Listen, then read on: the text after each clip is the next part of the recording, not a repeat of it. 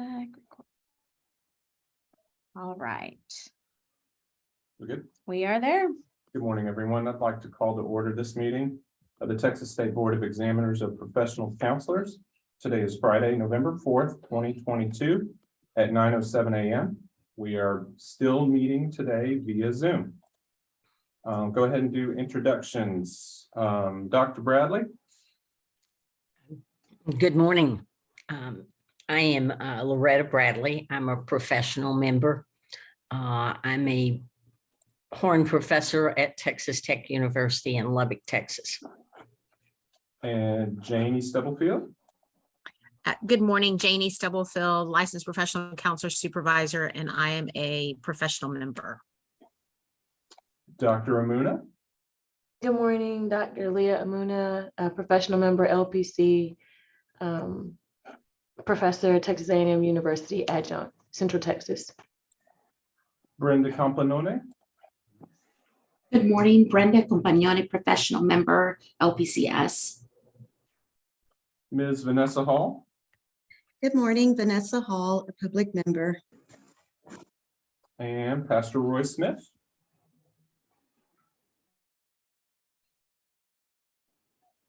Pastor Roy Smith, public. Thank you. Dr. Taylor is running a couple minutes late. We will get him here in a second. And unable to join us today is Mr. Garrett Nairn. Christina, please introduce staff. Good morning, everyone. My name is Christina DeLuna. I'm the board administrator for the LPC board. We also have Brenda Skiff, who is the executive assistant for BHEC. Patrick Hyde, who is the general counsel for BHEC. We have Tim Spear, who is our operations manager, and both Victoria Benitez and Kenneth Long are the LPC staff attorneys. Thank you, Christina.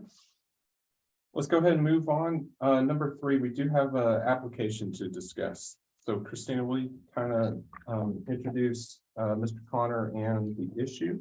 Yes, and I do show that Mr. Connor is here to speak today. This is an application review for the board's consideration. The supervisor had noted that there were reservations on the applicant's upgrade application.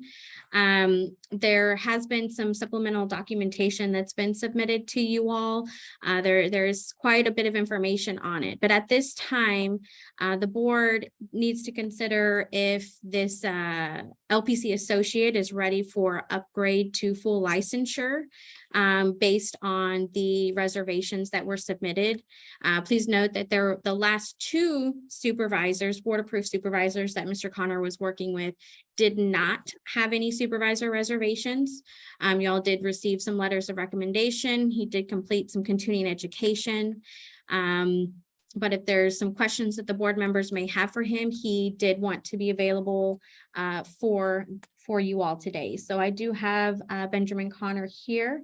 Do you guys have any questions for me at this time, or are we ready to have him have his 3 minutes to speak? Christina, I need to verify none of the committee members that have heard this have to be recused, correct? Patrick, that is correct, right? That is correct. Okay. And I did put in your memo the number of hours that Mr. Connor did gain with Supervisor Daughtry, where the supervisor reservations were. So if you have any questions for me, let me know. Otherwise, I can go ahead and let Mr. Connor speak for his 3 minutes and move forward from there. Any questions? Okay, I'm going to go ahead and let Mr. Connor speak.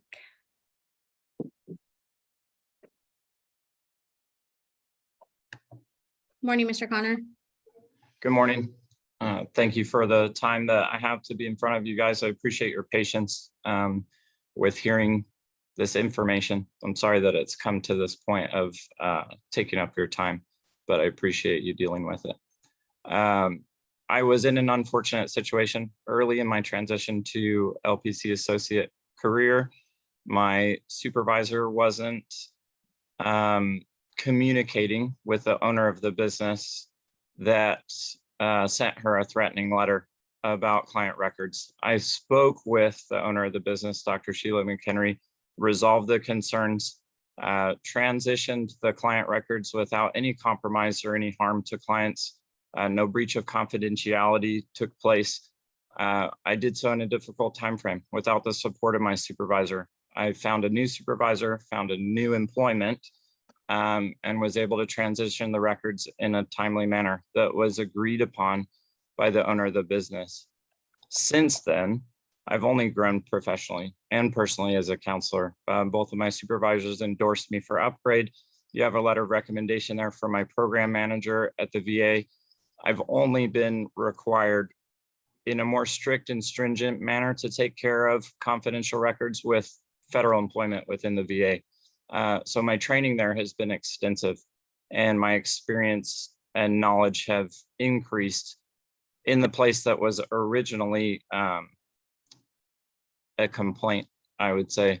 I don't believe that there was any breach of the ethical standard of client records. The client records were held on my computer under a biometric lock and a password lock, which presented a little bit of a challenge in transcribing them by hand to transfer them to the clinic where they belonged. I acted in best interest of the clients. I think I took care of everything in a satisfactory manner outside of what was required by my then supervisor, Kimberly Dr. Lopez. She stated her concerns. We resolved them by her terminating our supervisor agreement and me finding a new supervisor. And that's only been beneficial to me as I aligned with supervisors that were better mentors and more appropriate for what my professional desires were. So I've grown, I've learned, I've been endorsed by those who've had more experience with me. And I appreciate the time that you guys have taken to deal with this matter. I'm sorry that it's come to this. Thank you. Thank you, Mr. Connor. Okay. Before we start the discussion, I'm going to give the members of the application committee the opportunity to give us their opinion, because they're the ones that originally took a look at this, and I know there was some disagreement on which way to proceed. So I do want to hear from our professional members, and as well as the public members that are part of the committee. I'm going to get both of your thoughts. So Janie, do you want to go ahead and start? Certainly, yeah, reviewed the application and had asked for supplemental information from the two subsequent supervisors, and I was satisfied with the remediation, and that the two supplement supervisors had recommended the upgrade. Okay. Dr. Bradley, your thoughts? I read the material and I got a little confused as I read it, because it was very clear to me that the first supervisor and Mr. Connor were not presenting the same picture. And that worried me, and that's why I wanted more information on it. My concern is there were hours in the beginning that were accrued, and yet the supervisor isn't willing to sign off of them. If I went back and forth as I read the material, and it was a bit confusing because the supervisor and Mr. Connor, in my opinion, were not saying the same thing.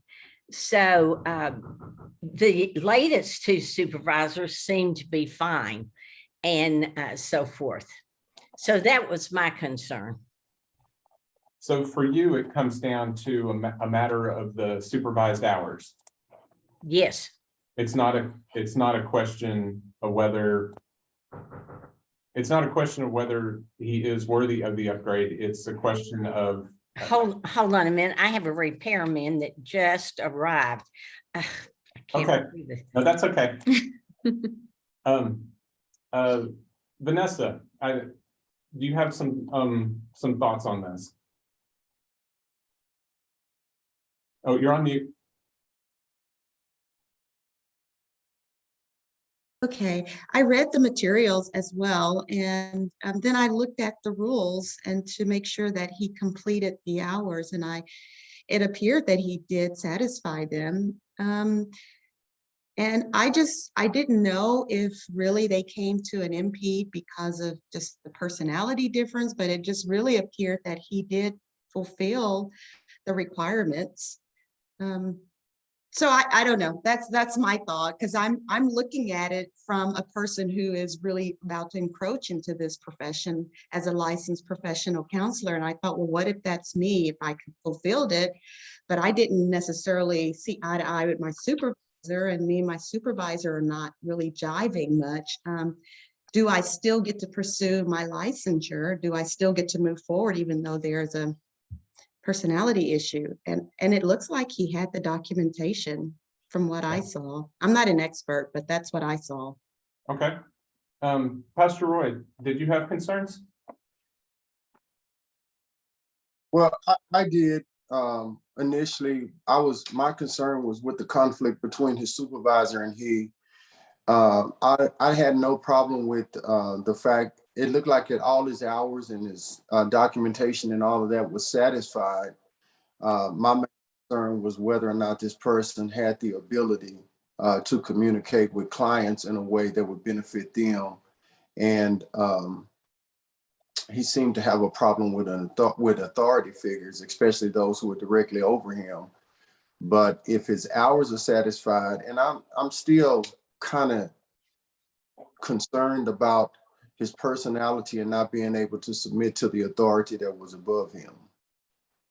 Okay.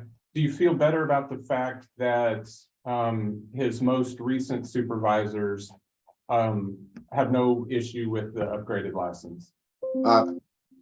Yes. Okay.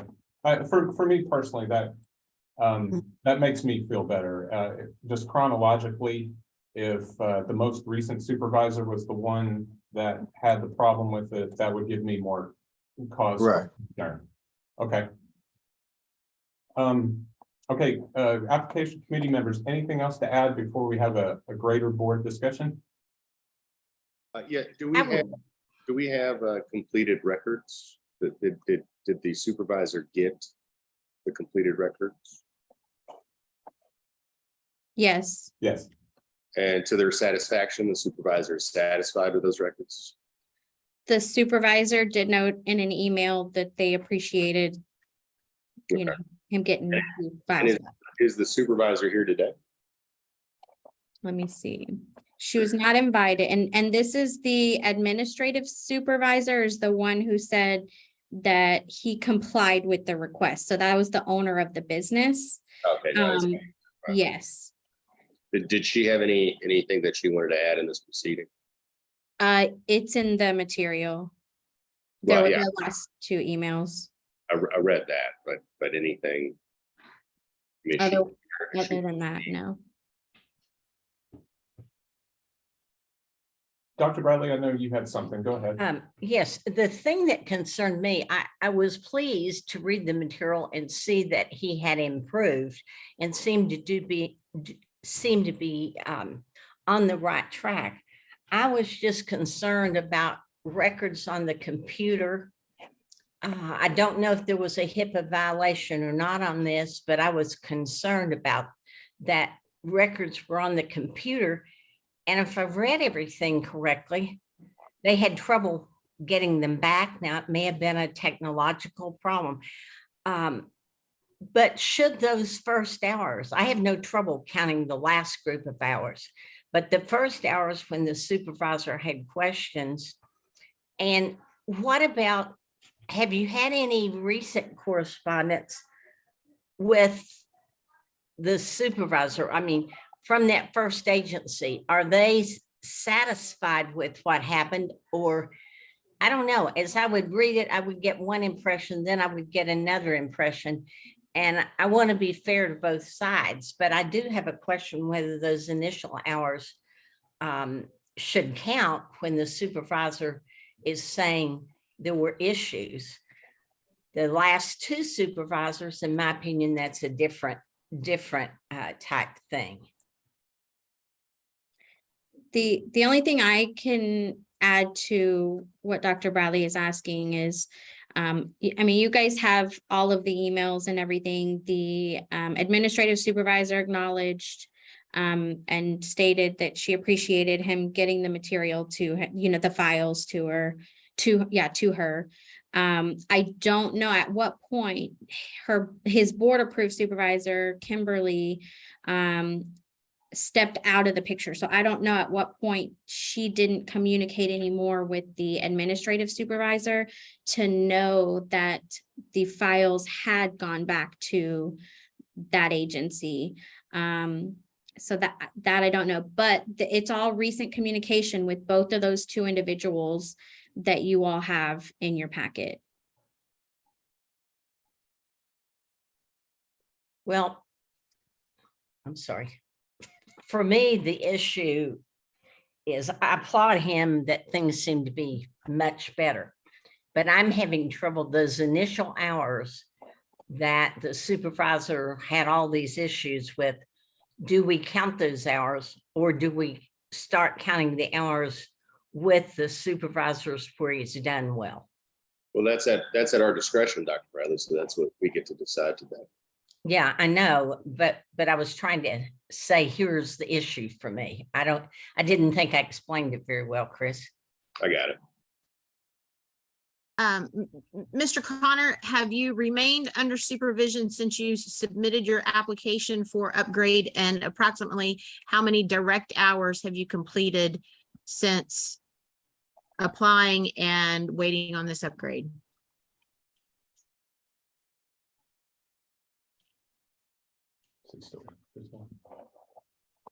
Can you guys hear me out? I didn't know if I had. Now we the can. unmute. Okay, I'm sorry. Yes, ma'am, I remained under supervision, both administratively and clinically. It's been approximately a month, I would say, just over 100 direct hours without looking at records, something close to that. Okay. Thank you. So Dr. Bradley, there's an additional about 100 hours with the most recent supervisor completed. I saw that, and it seems to me in reading the material that with the most recent supervisors, everything has been met. My issue is, what about those initial hours where a site supervisor won't sign off? Right, but he that's what I'm saying, is he's still accruing those direct hours under the newer supervisor. So if I can jump in, it seems like if he's accruing about 100 now, it seems that he got about 400 direct with the previous supervisor. So that would still leave about 300 to accrue if we were gonna undo the original supervisor. If that's what you're thinking, Dr. Bradley, he would have about 300 deficit if you didn't count the first supervisor. Yes.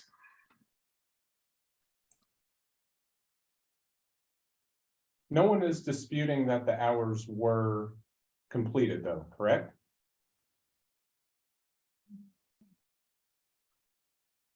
Yeah, they're completed. Dr. Bradley just wants to know if we should count them or remove them because the supervisor has reservations about the associate's performance during that time period. Just really quick. Christina, did we invite Mr. Connor's prior supervisor to attend the meeting? No, we did not. Okay, because, well, regardless of whether you would have sent her an invite or not, I'm pretty sure she knows we had a meeting today.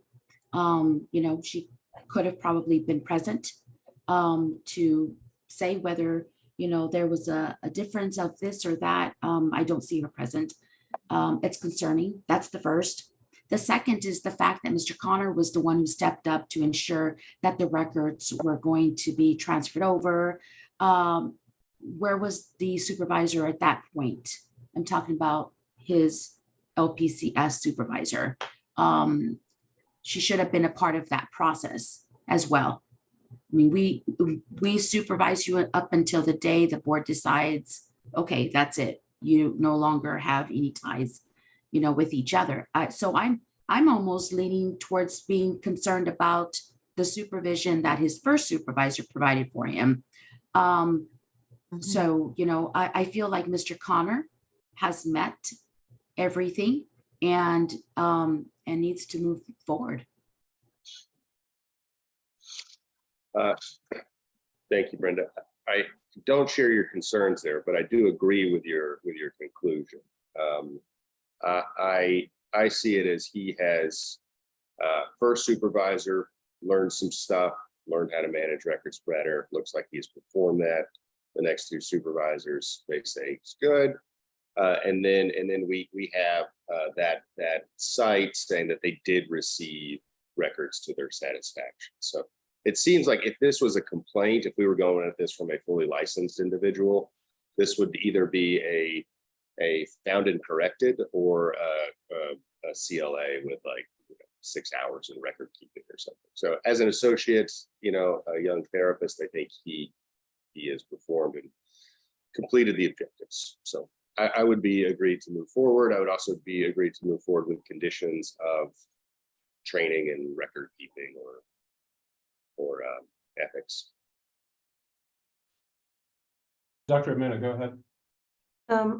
In line with Dr. Taylor, I would say that I had concern with regard to, and Dr. Taylor and Dr. Bradley, with regard to when records were officially turned over.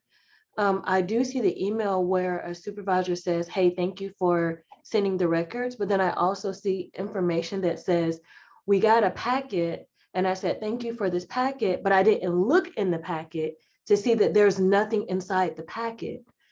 And so that's on the supervisor to say, hey, before you send a thank you letter, make sure you have the package you really want to have and not just an envelope with no information. And so it's confusing on, did they really get what they needed? Or did they say thank you before they looked and then they looked and it was nothing there? So I do have that concern of, did they ever get the complete records? Because it's conflicting on both sides. So Dr. Amena, I believe according to staff, we have an email from the site saying that they have all completed records to their satisfaction. I think the dates are kind of mixed in a little bit. So let me go back and look at those.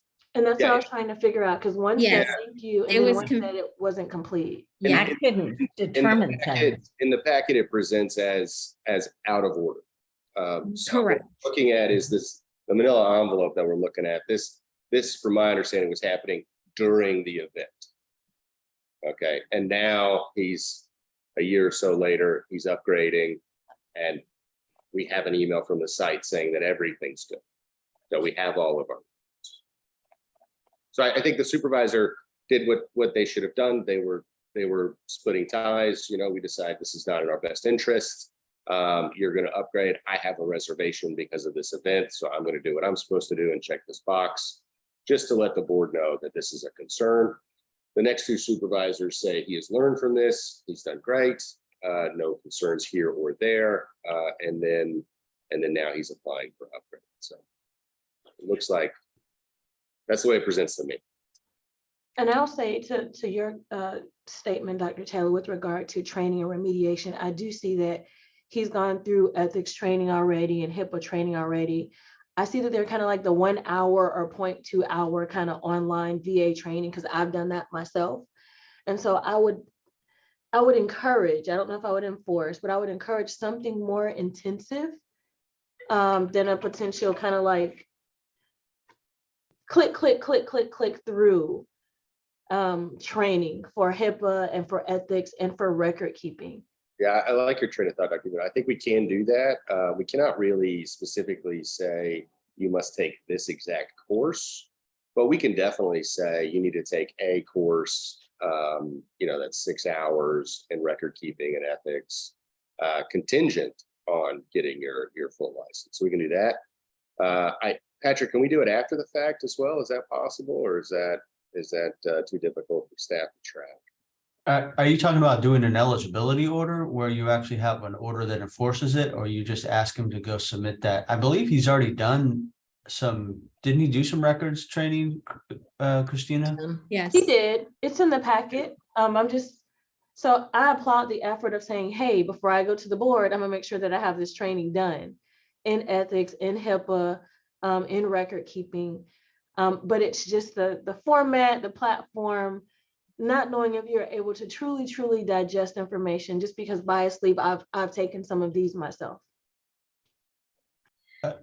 And to Dr. Taylor's point, I mean, I guess there's two ways to go about this. There's a more formalistic eligibility order that if you violate the eligibility order, we wouldn't issue it, or there was just sort of a, hey, submit some CEs to us within the next, month, and we'll issue the license.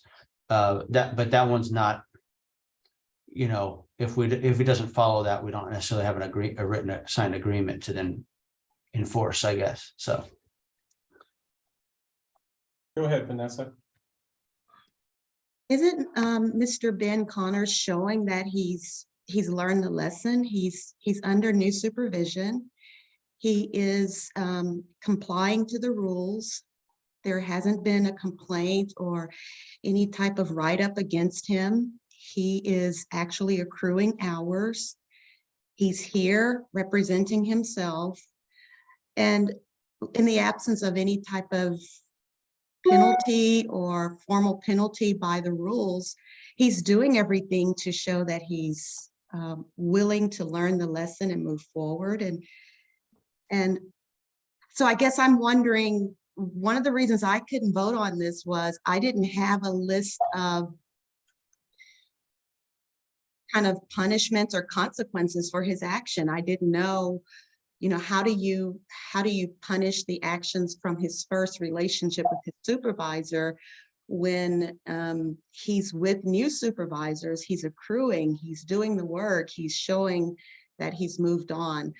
So that's where I've been limited in really contributing to a decision here, because I feel like that's what he's doing. He's actually doing what we want him to do. We want him to comply and to be complicit under supervision of a supervisor. Am I not understanding that correctly? I mean, that's kind of my train of thought. Somebody help me. I would say you're definitely correct. 100%, Vanessa, you're correct. And I would say that my concern is not him as a clinician, based on his two supervisors. I think that he's learning the lessons of doing the work of accruing the hours.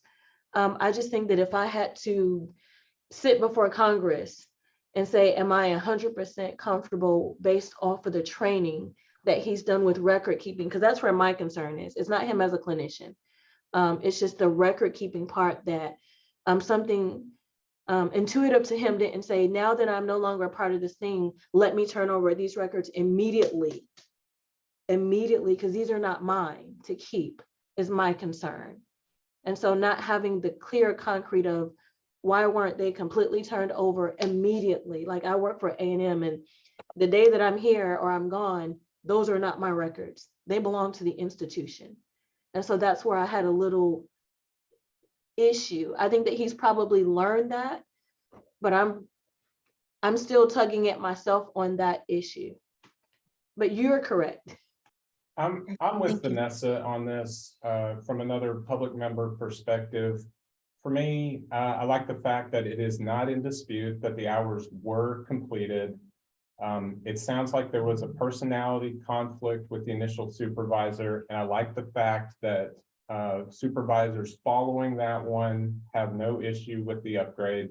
And I also like to see that there were some proactive steps taken on additional training on record keeping. It's almost like a recognizing that I want to improve in this area prior to the full upgrade. And so honestly, I'm satisfied, but anyone else that wants to weigh in on this, please do. And if we're getting towards the end of discussion, I'm going to need a motion one way or the other. I think that I'm between what Vanessa said and what Leah said. I really would feel better. I'm not concerned about his skills as a clinician. I think he showed that. But I would like to know that since there was a mistake made, that he is willing to take not a lot of additional training, but some. And I think that that shows me that he really does want to correct whatever occurred. Thank you, Dr. Bradley. And the comment I would make is, irregardless of personality matches, we have to follow the rules. And so I think the message that I want to make sure is communicated today is even if there is not an alignment in personality, that the professional is looking at following those rules. As you were saying, Dr. Amuna, is we're held accountable to, these are the minimum standards in terms of record keeping and ownership of those documents. That's in the best practice or in the best interest of the client that we are serving. And that's I think the big lesson, the big communication that I want to make sure is clear today is irregardless of our personalities, we're following those standards that are expected of this profession. And that would be, I think, the lesson that needs to come through this today, in my opinion. Thank you, Jamie. I just want to add that on page 46, what I'm reading is based on the dates of the emails. The bottom of page 46, it's dated May 3rd, and that's where the question came up about the records, you know, the envelope and the records being there, whatnot. But right above that, May 18th, that looks like when everything was finalized. And that is the LPC board approved supervisor emailing the site supervisor or site and site administrative supervisor saying, excellent, glad the matter was resolved. And that's what I see from these emails. So again, that was on page 46 of the material.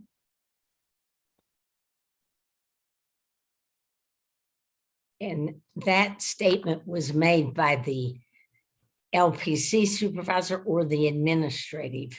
That was made by the LPC board approved supervisor to the administrative supervisor. Okay.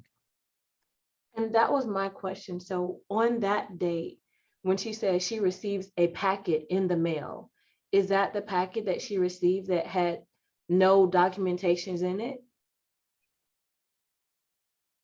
Because she said she received the packet and inside it had client name and it just said session, but it didn't have any actual notes on it. It just said session and a huge packet she got in the mail. Yeah, I mean, to me, that looks like that all was around the 3rd, that those emails were going around the 3rd. So it looks like maybe that did happen, or only he was giving part of the file or whatnot. And you know, I'm not an LPC. I don't know exactly what should have been in there and given to them and whatnot. But earlier, you guys were inquiring as to was it actually resolved based on the dates? Because again, this material is kind of all over the place with the dates. And based on the dates, it looks like around the 18th is when it was finally resolved.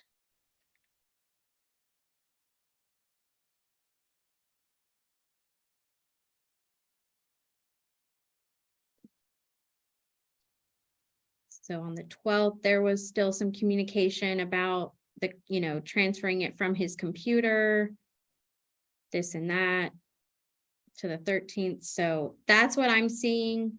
I mean, I don't know, is that something we'd want to ask him? I was getting ready to say, I would like to have Mr. Connor just briefly give me an overview, because I tried to do a timeline and it was a bit confusing to me.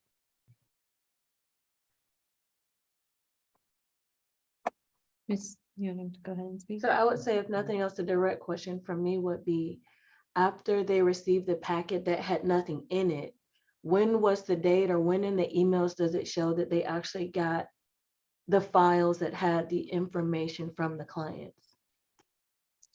Mr. Connor, if you would like to respond to the board members' inquiries. Absolutely. I do take training weekly in the VA. Been working there for 7 months. So in addition to the computer-based training, which we all know, you can click through some of those. I did elect to take an additional training that was over an hour that is accredited through the NBCC. They offer another certificate. I sent you the certificate of completion, but that's also available. But I do an additional 1 hour of training with the team with board approved supervisors for the last 6 months. Some of it does touch on ethics, some of it does touch on record keeping. The VA's guidelines and procedures for record keeping are much more stringent than what I experienced in private practice. So I just wanted to add that about the training. The packet that was received by Dr. Sheila McHenry was complete client records, transcribed, hand transcribed from my computer records. At the clinic, there was a hybrid of virtual and in-person counseling happening, and it was common practice to keep records on your computer under a biometric, a fingerprint scan, and a password protected file. There were some technological errors that were made, and those issues are what delayed me getting the records to her and not being able to just email them or sign them off in the office and print them.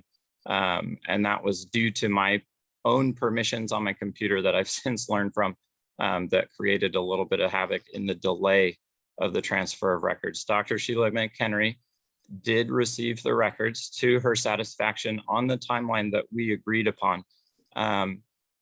My, at the time, supervisor, Kimberly Dacherly Lopez, was not involved in any communication with Dr. Sheila McHenry over the transfer of records. And that was all completed to satisfaction between myself and the business owner. And no clients were devoid of their records. The records were returned to where they belong in the manner that was approved by the owner of the business and in the timeline that we communicated was agreeable. I sent it through certified mail, so I would have proof that the records arrived at the location. I'm not aware of any packet that was empty or didn't include complete records. Dr. Sheila McHenry indicated to me that she received everything and thanked me for the manner in which I handled the transfer of the records.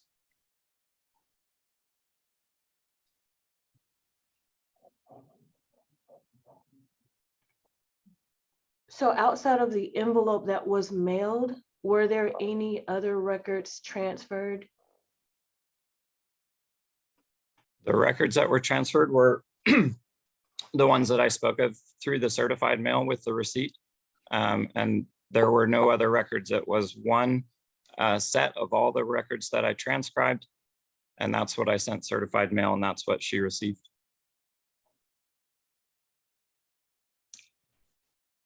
Mr. Connor, you said you took some training through NBCC. Can you tell me how many hours that training consisted of? What was the title of the webinar or whatever you took? Sure, I believe the certificate is in your packet. I don't have it in front of me. I believe it was 2 hours in ethics that included records, but was not specific to records. It was specific to ethical guidelines. Yes, that part is in the packet. I just wanted to see or hear a description of it. Yes, ma'am. Did you do that on your own, or did someone suggest you do that? That was something that I chose to do. Again, it was in preparation for meeting with you guys in the board to satisfy the idea that, yes, I am training, but it was on my own. It was my decision, and it was 2 hours outside of any other mandatory training that I went through. If I can share, I'm reading from the correspondence in our packet. That's my source of concern. And I'll share, Mr. Connor, this is my main and only source of concern. Where the individual says, by the end of the week, we got a large manila envelope. So I sent Ms. Daughtry a quick note saying, thank you that the records had been received. Later that day, we opened the envelope to find nothing except for client name, client date, and the word session. There was nothing of value in this packet. They were useless. So that was my question, if there was anything else sent to her besides that packet. So I'm unaware of this communication that you're speaking of. I do not believe that Kimberly and Dr. McHenry ever discussed the client records at all. All that communication was done between myself and Dr. McHenry, and then I CC'd Ms. Daughtry Lopez on the information. I sent complete records. I don't understand that communication at all. The records held exactly what they were required to hold, and they were complete. And I assure you that if any client requested their record from their time with me at that clinic, they would get a full session record that has everything that's required.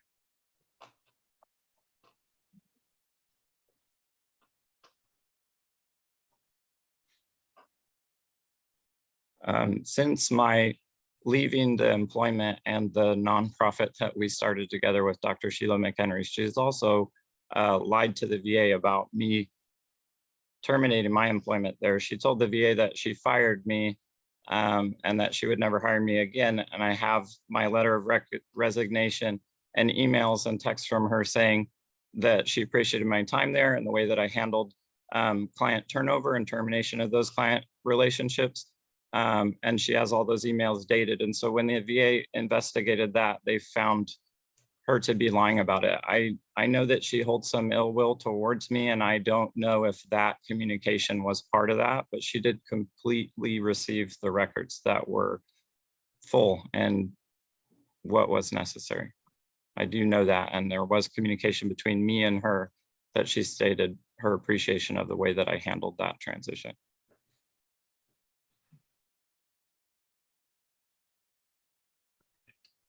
Back, Mr. Connor, to your training.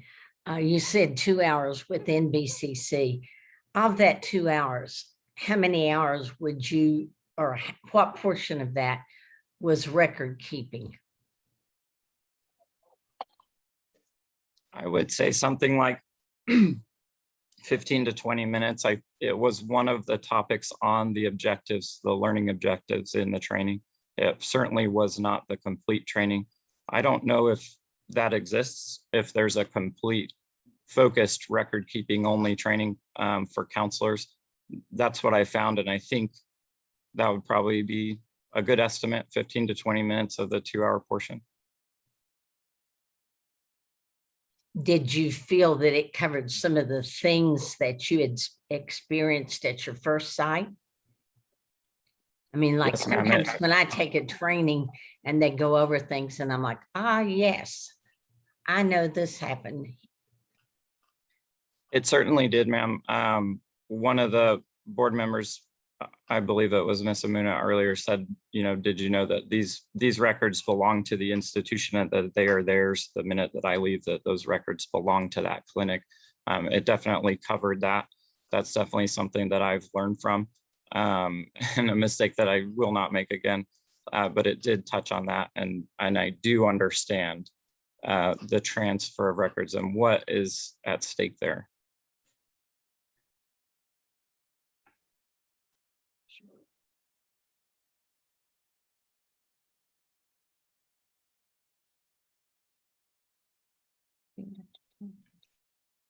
Just Dr. for Taylor, reference, you're on the mute. email I read from was what she sent to Christina, the previous supervisor, November.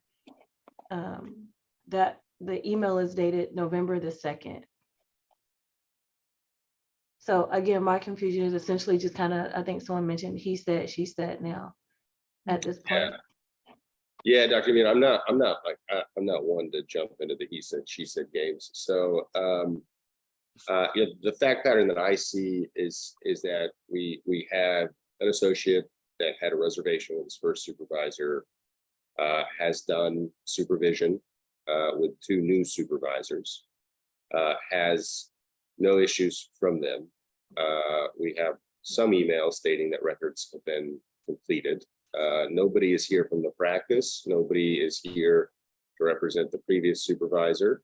Nobody has submitted anything stating that they still have to have records. There is no lawsuit. There's no malpractice lawsuit. No client has filed a complaint. I think we could benefit from some records education. So I would like to make a motion that we grant the hours, grant the upgrade, contingent on 6 hours of record keeping CEUs to be done, you know, within the next 6 weeks. Second. I would second. Okay, Dr. Taylor's made a motion. Jane, followed by Dr. Bradley, have seconded the motion. Is there further discussion related to the specific motion put forth by Dr. Taylor? It's approval of the supervised hours. It is the grant of the upgrade. It is an additional 6 hours of CEs within 6 weeks, and specifically on record keeping. Correct, Dr. Taylor? That is correct. Okay. Discussion on Dr. Taylor's motion.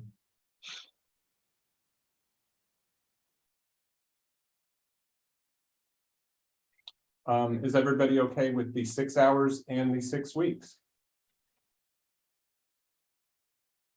Okay.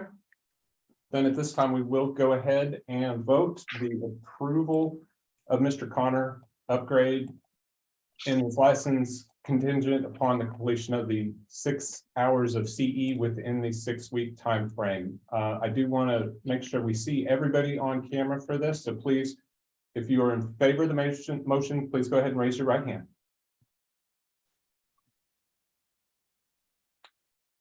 Okay, thank you. Any opposed? Same. Okay, motion passes. Mr. Connor, thank you for your time. Staff will be in contact with you. Yes, Congratulations, Mr. Connor. You're now fully licensed. Please be almost. sure. Almost. Please be sure to pay special attention to record keeping. It is very important. It does make up 45% of all complaints. So just be careful moving forward. Okay. Thanks, everybody. Let's go ahead and move on to item number 4. Action on orders executed by the board chair. And there were none to report for this meeting. Thank you. Number 5. Order from 4th quarter executed by Executive Director, Mr. Daryl Sminks, who has joined us. We had 10 total cases that were again executed by Daryl. So those are there for your record, but no action is needed by the board. Okay. Number 6, reports review. Christina? Yes, so you all have all of our quarterly reports there for your records. You are also seeing the annual reports, which those have some pretty charts and all that. So it looks like things are continuing to move in a very positive way for the agency. If you guys had any questions on it, definitely let us know. The other last report that I did throw in there was related to the licensing data, which you can see we continue to move up with the number of licensees for all of the programs, and LPC as usual. We are just getting more people coming in, which is great for the profession. Christina, I would like to highlight a fact real quick in this because I think it's very important. Daryl, would you please tell us what is the current number of legislative inquiries? I think we had 2 last month. 2 last month. 2, What yeah. would that have looked like 2 years ago? Oh, it was for the whole year, we had like 350, 360 legislative inquiries our very first year of operations. Yeah. And then I'm sorry, when I said 2, I think 2 or 3 for the whole year. I'm sorry. Yeah, it was a massive change. Yeah, so that is huge. Yeah, a legislative inquiry is when somebody is so frustrated with the system that we are failing to do our jobs as a department, as an agency, as a board, to get people licensed properly, to handle complaints as quickly as possible. So they make a formal inquiry to their representative, whether the House or Senate, and they direct their staff to investigate into the issue, which really just creates more problems because it slows things down. It takes more staff has to go deal with that instead of dealing with somebody else, and so they compound.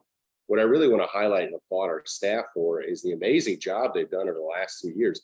The fact that we have gone from 360 legislative inquiries in a year to 2 or 3 in a year is, I'm going to go out on a limb and say unheard of in state government, because state government runs at the speed of snails.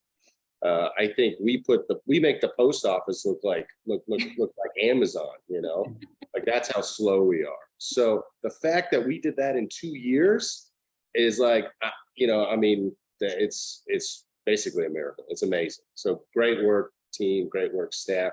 Thank you for that hard work. Good job, everybody. We are headed in the right direction. Thank you. Absolutely. Christine, anything else on 6? No. Okay. Number 7 is SOA matters. I will confirm at this time that there are none pending. Correct. Thank you. Number 8, we did get a petition for rulemaking, and it's kind of an interesting issue. I'm going to hand it over to Patrick. He has drafted a potential response, but Patrick, give us a little bit of background on it and the reasoning behind the response, and maybe a little context on the broader issue. Sure, and just a small correction, the response has already been sent, so the request or the petition for rulemaking has been denied. Under the government code, we have to rule on it within 60 days, and if we can't do that because we don't have a board meeting coming up, staff will deny it, which we did with this letter. And then what we do is we still bring it to you to say, well, we denied it. Do you want to take a different action than what staff has done? Do you want to consider this petition and initiate rulemaking, or are you fine with the denial that staff previously submitted?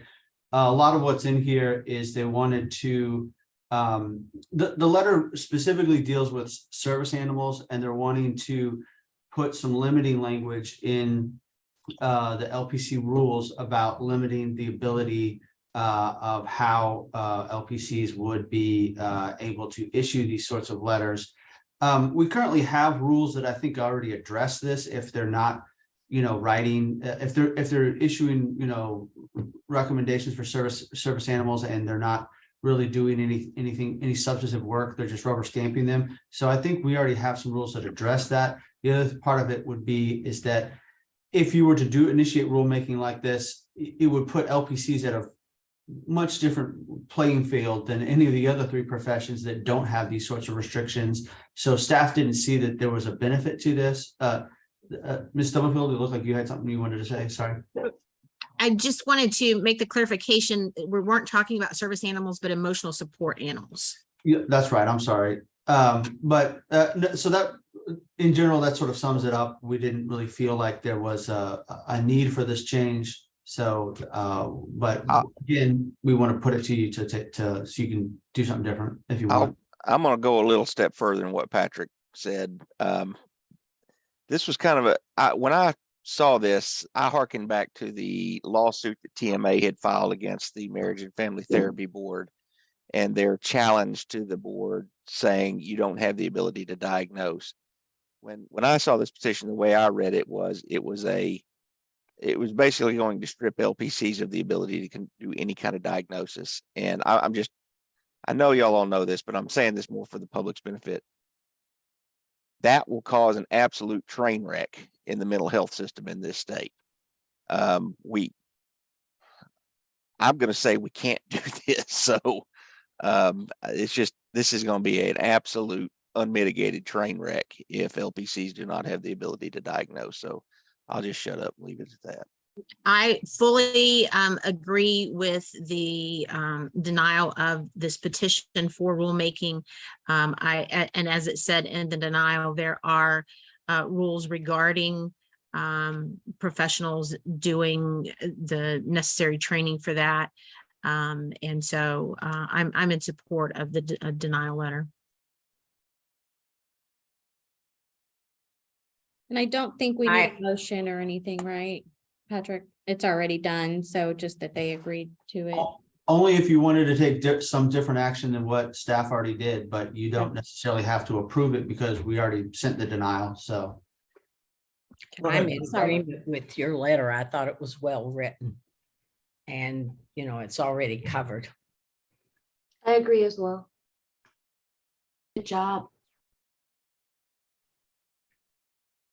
So I agree as well. I do think this is a growing problem, and I do think more and more therapists are doing this with improper guidance, and so that does concern me for our licensees that they do not have strong guidance on this topic. I don't know that it warrants a special rule. I think, Patrick, you are correct in the sense that you shouldn't be doing something that you don't have training in anyways.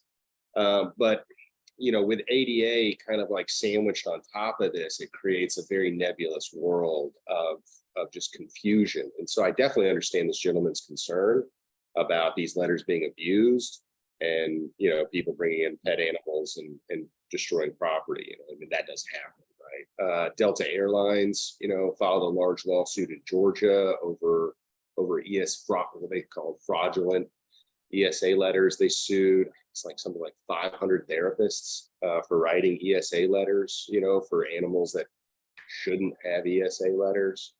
But the way the Americans with Disability Act is written is that if you have an ESA letter, you're not allowed to ask them why they have it. It's protected.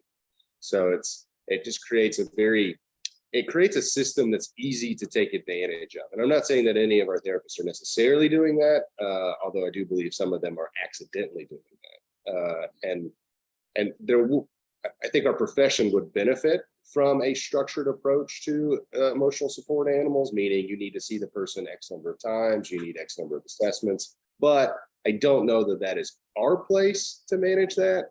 I don't know that that is a government rules regulatory approach or a statutory approach, so much as it is a best practice. So I'm stuck in the middle. I agree that we should deny this petition. I don't think that's the right approach, but I do think it should open a larger conversation of what do we do with this as it continues to grow and grow. I think Dallas is like one of the most dog-friendly places on the world. Like everybody has a dog. Everybody has a cat, and it's gonna. We're just seeing the beginning of this. It's not going away. Yeah, I think. I'm sorry. I think Dr. Taylor is correct. I don't know. We used to have some lunch webinars. Would this be a good topic? Maybe on that idea, Dr. Bradley, it could be something that we invite our stakeholders into, say TCA and CCA and all of our good friends there at our professional institutions, and we invite them in and say, hey, would you like to put on something that maybe is sponsored by us or approved by us or whatever we can do there, and kind of get them involved, and they can spread the good news. Maybe even some of the insurances in terms of the liability that counselors are opening themselves up for by providing these letters. Are you sure that people work at the insurance companies, Jamie? Cannot deny nor confirm. Go ahead, Daryl. We've actually sanctioned people for issuing these letters before without conducting an appropriate evaluation. Mm-hmm. So that there is a mechanism in place in our rules. And I'm pretty sure, Patrick, wasn't it an LPC that we sanctioned for doing this? I know I signed one of those orders recently. I wish I could remember, but I don't remember which life profession it was. I know I've signed one recently. So it'll probably show up in the next quarter's batch of agreed orders going to the council, and then it'll trickle down to the boards. But just kind of going along the lines of what Dr. Taylor's saying, I don't think we're without recourse, but people have to file the complaint. That way we can look at it and go, okay, did you even do an evaluation, or did you just take your $50 and pump out the letter, which is what happened in that particular case where we sanctioned them. So just an FYI. And I can share with you from experience that we have from time to time, a client will come in and not tell us that that's what they're looking for. And then after that session's over, they'll email us a week later and say, hey, I need a letter, from my apartment complex. And, we'll say, hey, like, that's not our space. We don't do that. This is who we work with. And then, sometimes they get upset and they might say, well, you didn't tell me that when I came in. I want my money back, stuff like that. So we do have to navigate, the pressure that the therapist might have working with the public, because they're uneducated. They have no idea what's required, right? They just know that their friend has one. And then also distinguish between people that actually need them, that that really do have a much improved quality of life because they have this emotional support animal, which is, I think, a very valid and real thing. You know, beyond saving $250 on your American Airlines flight. You know, it seems to me that we have an issue here that people might be interested in having more information. I'm not sure how much information that they're receiving on emotional support issues. It could be couched under ethical issues, focusing so that this could give them an ethics credit. Because I do think there's some people out there, and all of us to a degree, we want to do what's right. We want to help others. And I'm wondering if sometimes these letters are written without the counselor really thinking through this in terms of this is what I should have done, rather than just pick up a pen and scribe the letter. Well, that, and then also what the purpose of the letters are too, right? They're not to save you. It's not necessary to save you a buck. It's to give you, it's to make sure you don't lose your dwelling because of your need for a support animal, right? Sure. To make sure you're not denied public transportation for the need of a support animal. It's not designed to save you, you know, a $25 dog fee on your air carrier. It's not designed to save you $25 a month in puppy rent, you know, or a non-refundable pet deposit. It's not the purpose of it. The purpose of it is to improve your quality of life, to ensure that you can continue to live and travel without serious disruption. And that's a good and healthy thing. And it saddens me to see that we're not treating it that way, that we are in fact abusing it to a scale that is significant now.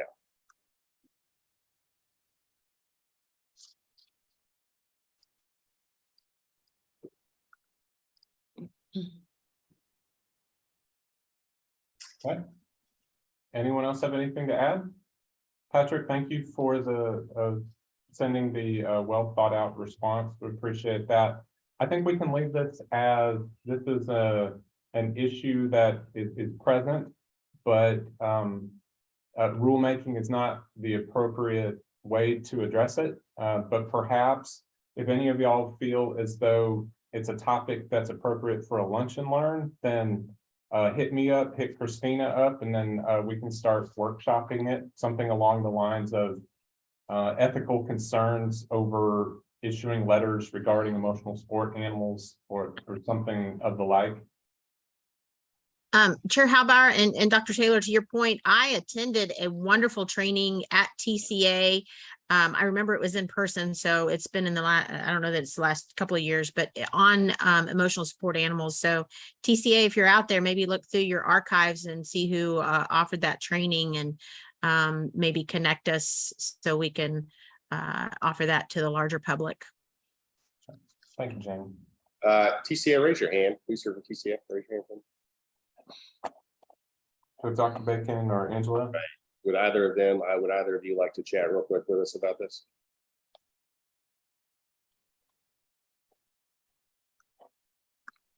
Good morning, Ms. Dr. Bowles. Okay. Good morning. We are already texting about that. Thank you for the invitation. We appreciate every opportunity to engage with you all and our other stakeholders and members. And we are working on that as we all speak during this meeting. So, right. Thank you. Thanks, thank you. I do want to be fair. I don't want to be impartial with TCA. Any other stakeholders here would like to chime in briefly? I think I saw Miss Smedley. There she is. Miss Smedley. Hi, this is Diane Smedley for TASIS. Like Angela said, we were already talking about it, and we definitely, TASIS wants to support this on the supervision component, as we have LPC associates out in the field in private practice, sort of by themselves under supervision, but in private practice on their own. And we don't want them to be targeted as maybe vulnerable stakeholders. So we, again, also support and working on helping make sure that we protect the public in this consideration. Awesome. Thank you. Thanks. Any other stakeholders? This is not public comment. Please not confuse this as public comment. If there's any other stakeholder that represents an agency that would like to speak. Ms. Kimball? Yes, hi. I liken emotional support animals to medication. So as an LPC, I can diagnose I'm sorry, Ms. Kimball, which agency do you represent? Inner Life Counseling and Coaching. I am a private practice. Okay, at this time, we're just hearing comments from our stakeholders. Okay. Thank you so much. Mhm. Thanks, everybody. We're going to go ahead and move forward. Number 9, Daryl's going to lead us in a discussion regarding experience in dual license situations. So Daryl, go ahead, please. We had a situation presented to us recently where I had an associate who was duly licensed as an LPC and an MFT associate. They were being supervised by an individual that is duly licensed as an MFT and LPC supervisor. And the question was, can they use the same supervised experience to qualify for both full licensures, an MFT and an LPC? And I was very hesitant to move forward with letting them do that because of the strong feelings towards distinctions between the professions that I've seen in the past, where no, what we're doing is a very distinct practice, separate and apart from marriage and family therapy, or vice versa. And so what I told Christina, what I told Sarah Fassholz, who's our board admin for the MFT board, is I said, look, put this on the board agendas for each one of those, because I'm going to take this to the boards and let them decide if they want to do this. What I don't want to do is just start taking hours to, it basically allows people to double dip and just start taking those hours and then have one of the boards be upset with me, or some future board who disagrees with y'all and says, no, you shouldn't allow that. Don't know why you ever did it. So I wanted to make sure we kind of got some clear direction from y'all before I started doing that. I think it's okay to do. It's hard to reconcile allowing somebody to use something that they're going to put down as marriage and family therapy on one application, and then over here they're going to put it down as counseling experience on this application. I didn't want to do that without clearing it with y'all first. So yeah, I'm just here. Thanks for bringing it up. I feel comfortable with it. My concern is going to be on the LMFT side, because they're a little bit more strict on, you need X number of couples, X number of families. So that's going to be the challenge for them. But for us, that we count all that in. So we don't have a distinction between individual, couples, family, right? We just count it all. I also think this is a problem that's probably going to go away at some point. I don't see a lot of LMFT, LPC supervisors that are supervised in both. I mean, that's a rare thing, right? And my understanding is it's a carryover from kind of the launch of the LMFT board, when a lot of people were just grandfathered in. But I mean, that's a lot of work to get both of those. So if you get both of those, and you got somebody that wants to be both an LPC and an LMFT for some reason, they have a strong desire to do both of those, and you have a supervisor that's duly licensed in both of them. If those two can find each other in the universe, then you know what, man, they deserve each other. Go for it. I mean, if y'all are okay with it, I just ask that y'all vote and say, yeah, that's fine. You can take that. I just want to vote on the record, because number one, what I'm worried about is at some point in the future, a different board comes in here and goes, what are you doing? Why are you doing that? And then at least we got something to point back to and go, well, the board said we could do it. The issue that I'm going to bring up, I am LMFT supervisor and LPC supervisor. What I'm being asked in terms of continuing education, there's a different emphasis for the LMFT. Now I'm talking about renewing my license. So I don't know if I agree with this or not. I agree with Dr. Taylor's point in terms of the LPC board and where the other board might have concern. Mine comes from the play therapy world, as when I was supervising those who were trying to get a play therapy license and their counseling license dually. Play therapy would count for counseling, but not all counseling would count for play therapy. And so I see the same vein here, that some might count for both, but others may only count for one or the other. And that's going to be up to that associate and supervisor to really be able to kind of divide and conquer which counts for both, but that some might actually count in both veins. Yeah, that's well said, Janie. I think, my concern with saying that it doesn't apply is that now we're sort of disincentivizing people from getting another one. Because if you become a fully licensed LPC, then why do you want to also be an LMFT associate, right? Like, that then creates a problem. Or I got to do double the work at the same time. So now instead of going 3,000 hours, I'm going to 6,000 hours. That can be a very challenging process. At the same time, though, I do see your side of it there, where you're saying, well, but we're different, so they shouldn't be the same. They shouldn't both count because we want to disincentivize people from being dually licensed because you don't need to. You just need to pick one. But I'm okay with it. I'm okay with it as it is right now. The MFT board was okay with it too. They actually voted to allow it. Well, my God, if they voted for it, then geez. Yeah, I'm surprised. They looked at me like I was simple-minded when I asked them. They were like, of course. Go ahead, Dr. Armenta. I would actually want to lean into kind of Dr. Bradley, since she is dual licensed, in the sense that one of the things when doing supervision is making sure that they have the identity. So the professional orientation, of course, we used to have 100 years ago, professional orientation and professional identity as an LPC versus professional identity as an MFT. And I actually teach in the MFT program. So I understand that there are a lot of similarities and there's a lot of overlap. But something as simple as when I'm working with LPC saying that our MFTs, I focus on making sure that they look at the system, the family system as a whole, versus with LPC, it's mentioned, but it's not stressed as important. Dr. Bradley, are you concerned about a loss of professional identity when someone's getting training from both? No. I mean, I can see they can benefit and get all the knowledge. That's the thing. I don't know how I'm going to vote on this yet. I want to hear more discussion, but that's the thing. I see them as two separate entities with a different identity and so forth. Now, the question came up, why would you be licensed for both?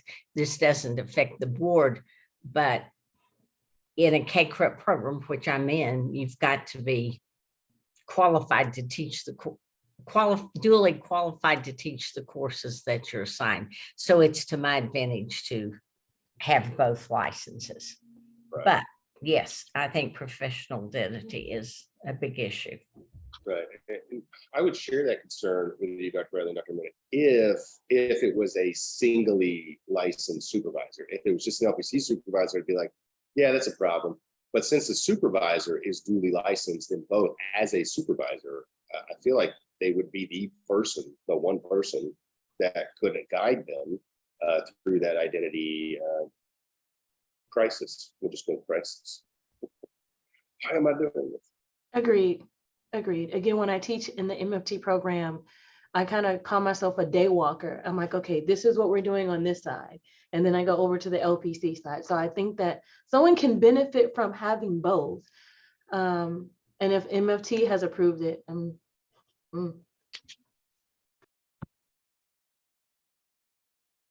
Yeah, if I were guessing which board would have had more difficulty with it, I would have guessed LMFT, but obviously I'm wrong.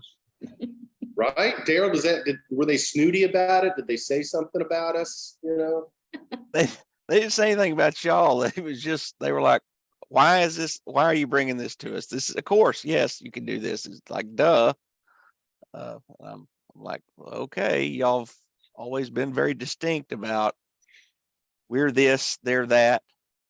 It's different things, but in this case, it's the same thing, or we'll accept it. And I'm like, okay, y'all vote on that then. Y'all tell me that. Okay. Daryl, question for you. So this person has a supervisor who's duly licensed. And so this person's trying to fulfill the 3,000 hours. Is that right? Correct. Okay. At the very beginning of all those agreements, Did either of them decide to bring it to the board to ask if that was okay? Or are they now reaching the 3,000 hours and now coming up with the question of, is this okay? I really can't remember where they're at in the process, Ms. Compagnoni. Okay, because don't know. I feel like if you want to get a couple of licenses or 10, that's up to you. But I do see both specialties very different. I don't know that I'm comfortable making a decision today, and if I do, I think I know what that would be. But I really would like to know that because at the very beginning, if you are starting with 2 licenses and you have an individual supervisor that can do that, I would think that before starting, you would want to go to the boards and ask, hey, before I get started with those 3,000 hours, would it be okay to count that at the same time? Again, I don't know if that was done or not. I'm assuming it wasn't because we're having the discussion today. So I'm a little uncomfortable with someone coming to us now if they have or are close to completing 3,000 hours to ask, hey, by the way, I'm near to completing 3,000 hours. Is it okay if we get this done? I mean, I don't work like that. So Well, why would to be- as a board member work that way? I'm just trying to understand the whole situation. Yeah, Brenda, to be fair to these individuals, and I don't want to make it about them because it's not about them. Right. We have worked off of this assumption for the last decade or so. I mean, I know many associates that were duly licensed that saw one of these supervisors. It's just a rare occurrence. Right. And I think all Daryl is doing is looking for formal verification, formal ratification, so that there is not a confusion at the change of the guard. We've been doing this. Yeah. So I think if we were to all of a sudden not do it and deny an application, we would run into some issues. And along those lines, in terms of their education, there are some of their courses that count for both licenses and some of their courses that only count for one. And so that's what I see in terms of now their clinical hours is there's going to be some of them that count for both and some that maybe only count for one. So I And- guess I would want to know how many of those courses count for one and one and for both. I just don't recall ever making a decision like this or just, Dr. having a Bradley, situation Dr. like Mooney, this. can y'all talk about the specific course? I just know the LMFTs have a couple of extra courses they have to take to be able to go on that track, but otherwise pretty much all the courses They're are very similar. I think one thing we haven't talked about today, what about the codes of ethics? That person in training needs to know that the 2 codes of ethics are not identical and they need to be aware of that. But yes, there's a lot of overlap. I don't know how many courses I've been licensed as LPC supervisor and LMFT supervisor so long.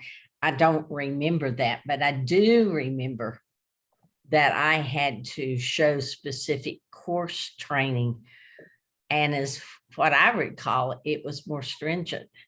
And it may have changed because I've been dually licensed, but it felt like I was jumping through more hoops for LMFT. So to clarify the mechanism that's happening here, this is not something that would rise to the board level, right? These are applications that have met all requirements for licensure as an LPC. They're not submitting them saying, oh, hey, by the way, I'm also doing this at LMFT. There's no requirement for them to do that. Just like if while they're training to become a therapist, they also want to train to become a veterinarian, that's fine. There's nothing to do with us, right? So they are doing this, and then they're submitting the application over to LMFT as well with the LMFT supervisor on there. Just so happens to be that they're 2 supervisors, right? There are people that are going for both licenses right now that have 2 separate supervisors, one that's an LPC, one that's associate. Staff has been approving these. So did I misunderstand this then? We've got a person who's completed the 3,000 hours Correct. for 2 licenses. Correct. Okay. So it does have to do with us. Well, Because yes. Daryl, you're asking For got the what other kind of license. clarification, Daryl? What is it that you're asking? I want to make sure that I'm not violating. I want to make sure that y'all are okay if we accept hours from a duly licensed supervisor for an applicant who is duly licensed. This is an applicant who is going to use the exact same 3,000 hours on her MFT application as she will on her LPC application. Now, Dr. Taylor's right. I think this is what y'all been doing all along. It's just that you were siloed. You weren't under BHEC, and now when it came under BHEC, it bubbled up, and I'm like, oh, you never would have known or had reason to know that they were doing that in the past, but now under this mechanism, we can see it. And so I'm like, I don't know how to square that with the distinctions that everybody has always drawn between the professions. So I think it ought to be allowed, but I just want to make sure y'all are okay with it before we pull the trigger on it. Well, but here's going to be the problem if we don't go forward with it, Daryl. So we don't have a rule that says that you can't use both. Our application does not say check here if you're also doing these hours for MFT. So if we start denying people off of this, we're in violation of our rules. Somebody is going to sue us because we are denying them a license that they have earned and is now, as the state would refer to it, an entitlement. So, I mean, there's no mechanism for us to stop this. If we want to stop it, we need to have that conversation in rules review and review our statute to make sure that we can stop it. So I agree there's not a rule in place. I agree with that. If XYZ individual came, then it's not even about this person. If anybody came and said, hey, I've got my 3,000 hours, I'd like to get fully licensed, sure, go ahead. They go before that same board, fine. That's as clear as clear. I think what I'm feeling here today, Daryl, is we don't have a rule in place, but yet we still have to give an okay on this. Why should I give an okay if there's no rule in place? If there was, I'm not comfortable with giving you an okay when there is a rule or no rule. That's if 2 weeks or 3 months from now, you come to us and you ask us about something else and we don't have it in the rules, but you're asking for an okay, I'm not sure that I can give you that okay every time. I think maybe eventually, maybe it would be better for us to have it in the rules, just so that it comes up again and again. We could just, go back to the rules, say, yeah, there's no problem. But I'm eventually going to come off the board. And then you're going to have new board members. And those new board members, when they come in, they may say, well, this is a gentleman's agreement, Daryl. We don't go by gentleman's agreement. If you want to be, if you want something, then let's get it into the rules. That's just how I feel about it. Well, but Brenda, that's what he's asking for now. He's asking for a ratification for policy, which is just as binding for staff as the rules are. No, that's not how I'm understanding it. I'm understanding that you've got a situation, an individual who you asked the board, the other board, if they were okay with this dual license and 3,000 practice hours, and now you're coming to us to get the same okay. That's how I'm understanding it. I know that there's nothing for us to approve today, but you're still asking us to give you an okay. And that's where I'm uncomfortable. So, I mean, if I have to say, I need more info, or, I'd really like for the rules committee to get together later and maybe possibly come up with something, in favor of that, perfect. But I can't just give you okays, just because we never as a board, even though we've been doing it, we've never come up with a rule for it, just to support it. That's just me. I'm done. Well, Daryl, for clarification, I understand is that you're asking for a ratification to create policy so that staff has a directive moving forward and that this does not apply to a single individual. So I'm happy to vote on that, move forward with that. I am in support of that. We have been doing that. I don't want to cause issues for this moving forward. And I have no intention of crafting a rule that says that they cannot. So Unless there's complaints or strong feelings about that, I'm happy to move forward with a vote now to ratify that, or we can table it, whatever the chair would And I like. just want to be clear that I'm not asking to make a rule to be against it. I'm asking for a rule that gives us direction so that when something comes up, we have something to look to follow. But I'm not saying I'm against it. I'm saying we have rules that we make up and we follow those rules. This is what we do.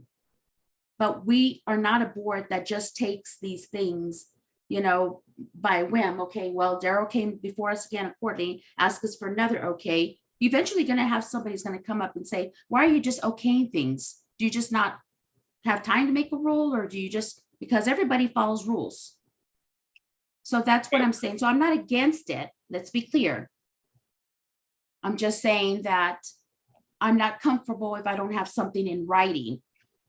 Well, that's what we're doing. We're crafting a policy which will be in writing. So we have rules, but we also have policy. And so the policy allows us to create directive for staff without making a rule. So this would be a policy. We can definitely examine the rule process of that, which would be a longer, more concrete process, which would take 6 to 12 months to generate. Or we can vote now and create a policy so staff doesn't have to worry about it for the next year, year and a half. You want to hear? Yeah, go ahead. Tim, we see you have your hand raised. Did you still want to speak? Yeah, I just ran a few numbers for y'all to consider. Over a third of the MFT supervisors are dually licensed and are supervisors for both. Give me a number on that, Tim. Let's see here. There are, I want to say 500. So a third of that would be, was that 150? Yeah, a little over that. Yeah. So just that, and also this is kind of a discussion about the interpretation of what our rules are. And that's where this is going. So anyway, thank you. And our rule is that an associate, an LPC associate must be supervised by an LPC supervisor, and the LPC supervisor signed our 3,000 hours. And so I think what I'm accepting is that an LPC supervisor is signing hours for an LPC associate, whatever else they're doing. That's Absolutely. our rule. And that's what we're doing. Yeah, exactly.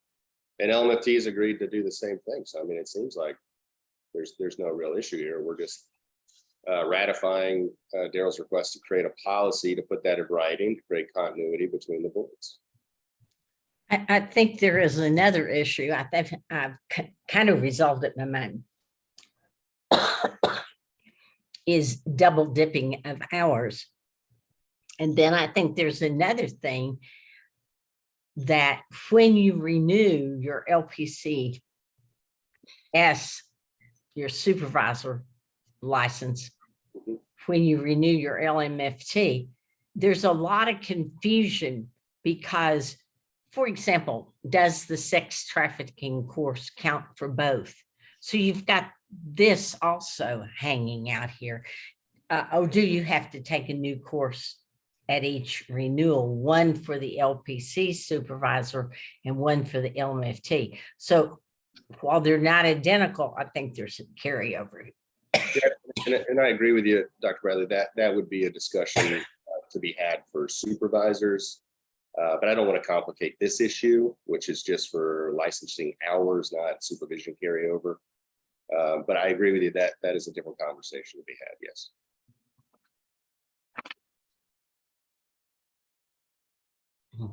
Sorry. I agree that it's not the conversation that we're dealing with now, but it does fit into this. And I think we need at a later time a conversation about this. Agreed. Because it seems like we're distinct in one area and not distinct in the other. Yeah, agreed.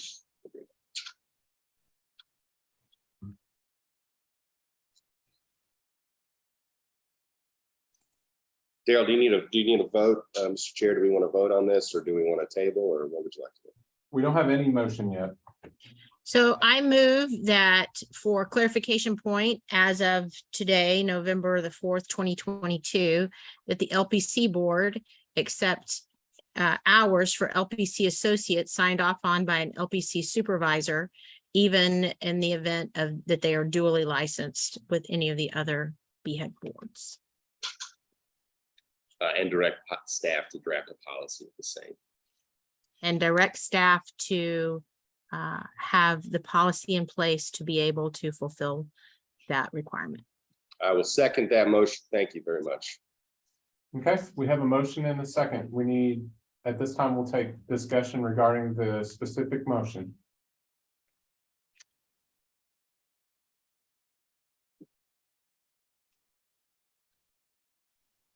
Okay. If there's no discussion, then we will go ahead and take the vote at this time. All in favor of the motion as presented by Ms. Stubblefield. Please raise your right hand. Let me see for the cameras.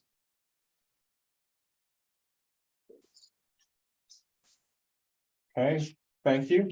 And all opposed, same signal. And Stephen, Brenda, I'm you going to choose abstain. Brenda, you choose to abstain? Correct. Okay, thank you. Thank you. And motion passes. Thanks, everyone. At this time, I'd like to take about a 5-minute break. So meet back here at 10:43. 10:43.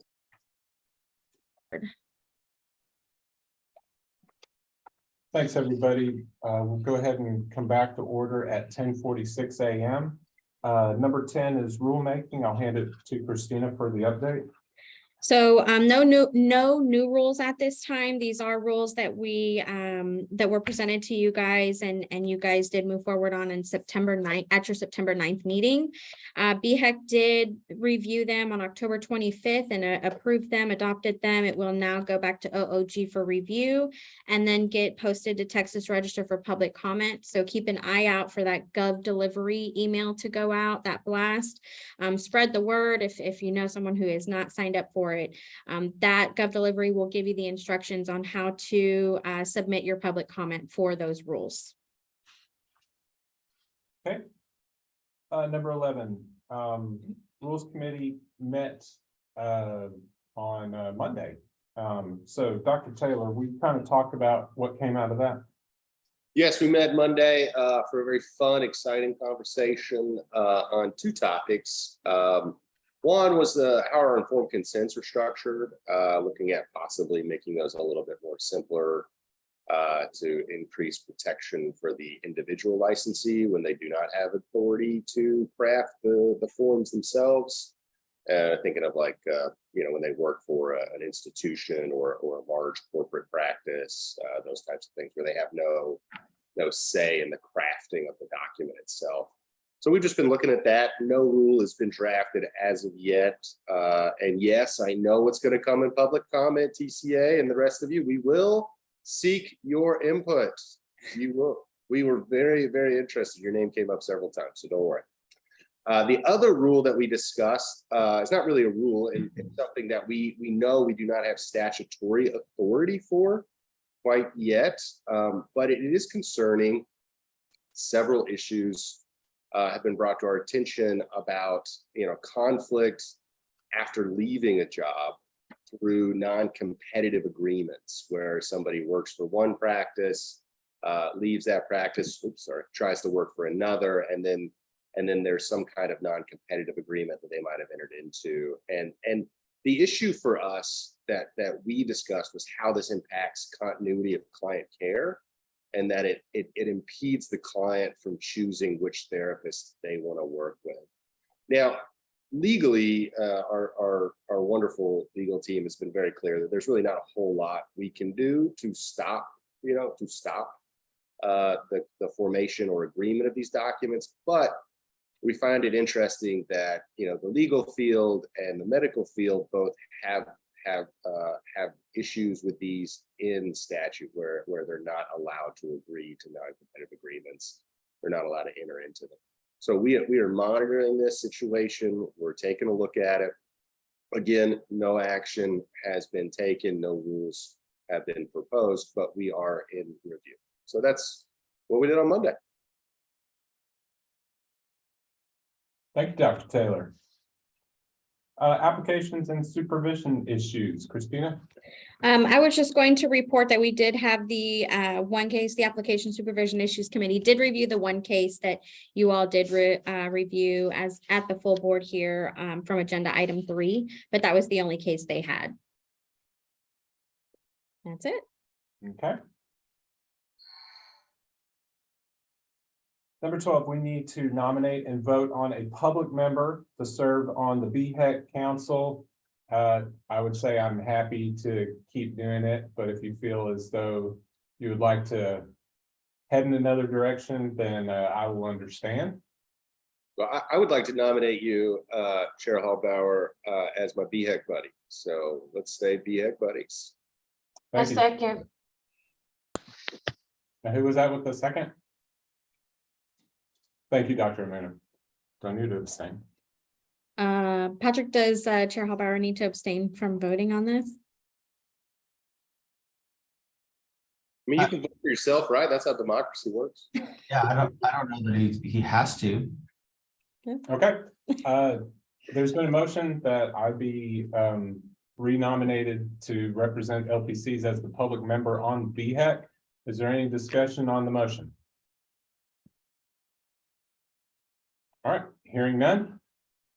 All in favor of appointing Stephen Hallbauer as the public member representing LPCs on BHEC, raise your hand. Thank you very much. That could have been very awkward. Go ahead and move on with our board chair report, item number 13. As previously mentioned by Christina during rulemaking, BHEC has approved the proposed CE rule changes, and I would reiterate that I encourage our LPCs to submit their thoughts during public comment. Like I said, we read every single one of these. So please go ahead. During the public comment period, it's your last chance to give us your thoughts, and we do want to hear them. Second, Janie and Vanessa did an incredible job on our September 29th Lunch and Learn addressing the needs of clients that are seeking a holistic approach to their therapy. We had over 350 attendees at it. That's an incredible turnout. Janie and Vanessa did an awesome job. I can't thank them enough. I appreciate it. They did all the hard work. I just kind of got out of the way. They did an incredible job. Board, I would encourage y'all, if others are interested in presenting for a Lunch and Learn, reach out to Christina or me with your ideas. We've done 2 of these now. They've been successful. They're popular. I mean, it's an incredible turnout. So if you have some ideas, just the general rule is it needs to have some board specific information and just general professional information. That's not really what we can do. If we can provide a board perspective for the CE, that's where the real value is here. So please reach out if you have some ideas. The goal kind of, it's not officially, but kind of informally, is to do 4 of these a year, 3 or 4 of them a year. And we've done 2 so far this year. So we're going to start looking at the calendar for next year. Reach out to me with your ideas. Last week at the BHEC meeting, council passed the new fee structure. And as you recall, this lowers the initial application fee for the LPC license. It has an effective date of September 1st of next year. That means it's still going to be looked at during the upcoming session. It still has a long way to go, but as far as the action we can take on it, that was the last hurdle. The Counseling Compact Committee met last week, and lots of us were monitoring this online. Anybody who was paying attention to the initial meetings on the Counseling Compact, do you want to provide any update?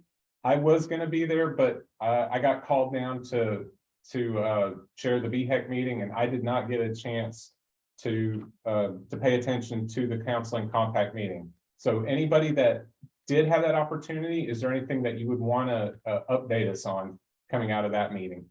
I didn't get the, I didn't know you guys had met last week. It's the commission. It wasn't the committee. Oh, I see. It was the Okay. commission. Oh, sorry. That's okay. That's all right. I was there. I think I saw Dr. Amuna, you were on as well. I was fascinated in terms of the work that's being done and really hope that Texas gets to have a seat at the table. At the moment, Texas does not have a seat at the table, so we're just kind of watching in the audience. And so they selected their board and are, you know, really moving forward in their proposed rules and what that compact is going to look like. And it's good to see that it seems to have a lot of energy behind it. And there are a lot of states that are sitting at the table that are really working for the profession and for the public in need of mental health care as well. So it was good to see it. Yeah, I would just add to what Janie said, is that it was almost painful to not have a seat at the table because of the work that's happening nationally. It was painful for me to not have Texas have a voice, knowing and hoping that we would have one through this next legislative session if everything goes through. But the work that they are doing is short of historical. The things that they're going to be creating and doing in policy is going to be a once in a lifetime opportunity for our field. So. Daryl, go ahead. Even though we don't have a seat at the table, we will have the opportunity to comment on the rules that they're going to be publishing. So we do need to be policing and monitoring that. That's something Christina, Patrick, and I, we're going to have to, we need to sign up for whatever kind of email list they've got, because that's one way that we can shape that. Did they, Janie, did they adopt bylaws or anything during that meeting? Dr. Moon, I think that was day one, and I was there for a period of time in the morning, but not in the afternoon. I don't remember them adopting. I do remember the second day them setting their board. Okay. Christina, can you jump after the meeting? Can you jump on there and just see, do they have any draft bylaws on their website that they're considering? They do. They do? Okay. Bylaws are pretty important, how those things are drafted. They govern a lot of internal mechanisms. So I do want to, and if they offer the ability to comment on that, I want to make sure we get in on that to the extent we can. So let's see if y'all can get me a copy of that so I can start looking at it. Okay. Janie and Leah, thank you for attending. We appreciate that. Yeah, I meant to be part of it. I couldn't make it, but thank y'all for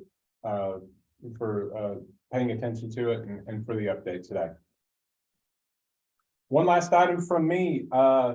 We need to congratulate Dr. Christopher Taylor, because Taylor Counseling Group is being recognized this weekend as a 2022 member of the Aggie 100, which recognizes the 100 fastest growing Aggie-owned or Aggie-led businesses in the world. So congratulations, Dr. Taylor. Quite an accomplishment. I know the ceremony is this weekend or tonight, is it?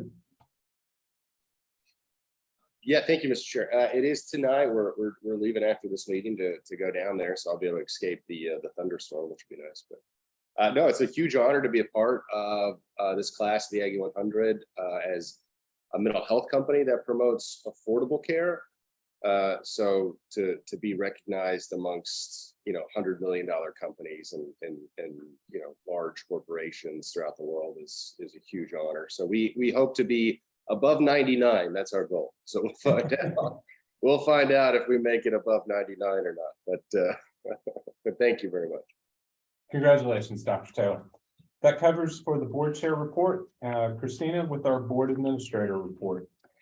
All right, so we do have 3 full-time staff right now, and we just got 2 new people. So we have a total of 5 staff for LPC. It's been I don't even know if I've ever had a time where we've had been fully staffed for LPC. The 2 new people are jumping in, doing great. The LPC staff are cross-training quite a bit. So that's great for the program and have each other's back if someone's out or on vacation or whatever the case is. So kudos to the licensing staff to continue to move forward and get those applications processed. Deficiencies are continuing to be mailed. So if you get an email from us, it does say do not reply. So it is, something you may need to look in your junk mail or whatnot. If you apply with us and haven't heard anything, please check your junk mail for something that says do not reply. And that would be related. That would be an email from us saying you probably have a deficiency or we need something from you. Biggest thing, we still get a lot of inquiries from supervisors, from LPC supervisors. You can go online now, submit those hours online. You can add new LPC associates. That initial application, though, you will still need to submit the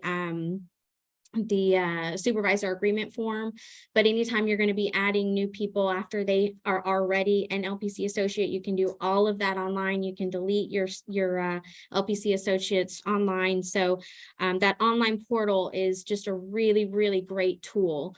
The biggest thing though is LPC supervisors and LPC associates, please make sure that when the LPC associate is ready to upgrade, the LPC associate must go online to complete the upgrade application form. It's no fee, but that is the only way that it generates the application for staff to know that the LPC associate is ready for upgrade. So work on that together. Again, allow us at least 6 weeks before contacting us. If there's something we need, we will email you. If you don't give us an email, we'll mail it to you, but please give us your email and your phone number. It's just so funny that sometimes we have some applications that come in and we have no way of contacting you. So please don't let that happen. It does delay your application quite a bit. We still experience quite a high volume of phone calls and emails. So thank you for your patience with staff. They're working as quickly as they can and now are, training these 2 staff members who are picking up great, but we appreciate your patience with them. Processing times right now for new licenses, for new licenses and out-of-state applications, the LPC board is working on October 13th. For upgrades, we're working on October 27th, and for supervisor applications, it's also October 27th. So if you have submitted an application prior to these dates, please be sure to check your email. If it's been more than 6 weeks, check your email. You may have a deficiency.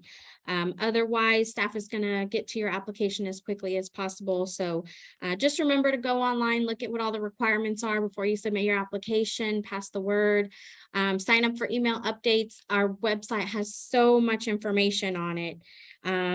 One of the big things is I want to just make sure everyone knows when you go to the LPC board website, go to board news every now and then. We send out the Gov delivery with the information for people who are signed up through the contact, the contact us part, but the board news, I've put information on here about the counseling compact. It takes you directly so that you can follow the counseling compact commission. So those meetings that are happening that we were talking about, all that information is online. So this is open to the public too. So you guys can go out there and be a part of that.